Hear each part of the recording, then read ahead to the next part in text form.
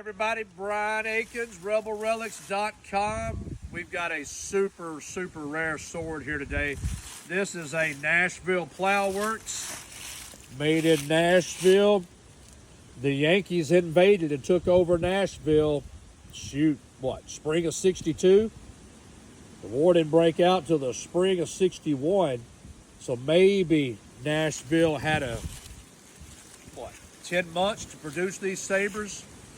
Let's just start right here. The scabbard, look at that brazed seam on the bottom.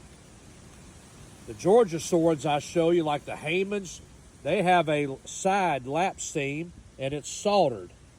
These Nashville bottom seam and they're brazed. Notice that brass braze there.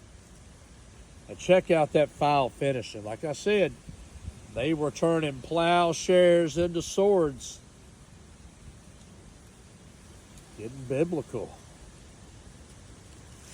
Brass drag on the Nashville plows. Brass throat.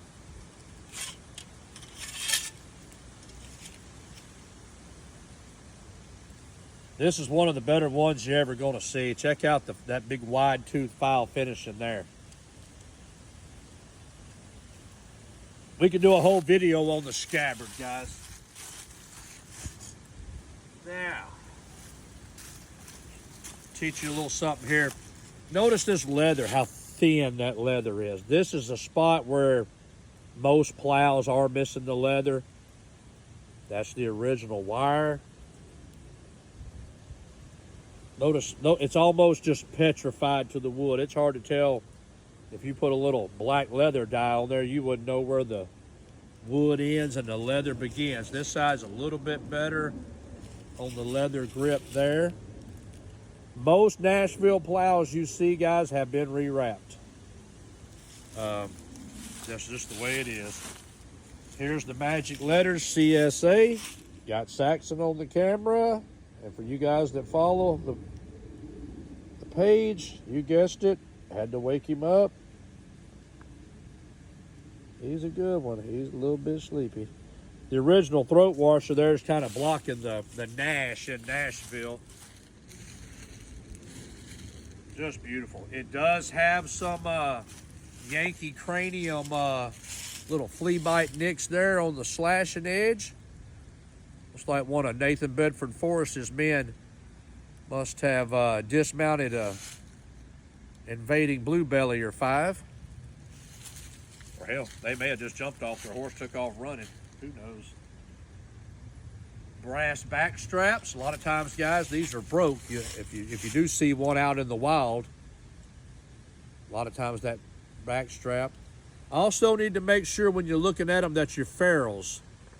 A lot of times when the back strap broke, the ferrule got lost into history. You want to make sure that ferrule looks like that. You can see the seam, maybe Saxon can go through that cut out there. That's what they need to look like.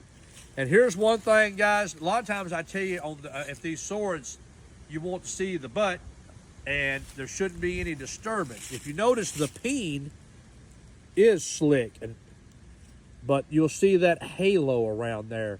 That's where somebody in history, they didn't rewrap it, obviously, but they wackerdoodled on it. Yes, I use fancy sword terms. They wackerdoodled on it to tighten it up, is what they thought they were doing. So that's why you have a chain that hasn't been disturbed, but you do have a little discoloration around there. And let's see what else we just want to pick out a little bit. I think for this video, that's pretty good. I am going to list this on Rebel Relics, a lot like the Leech and Rigdon that I put out a day or two ago. I wanted to keep it, but kids are expensive.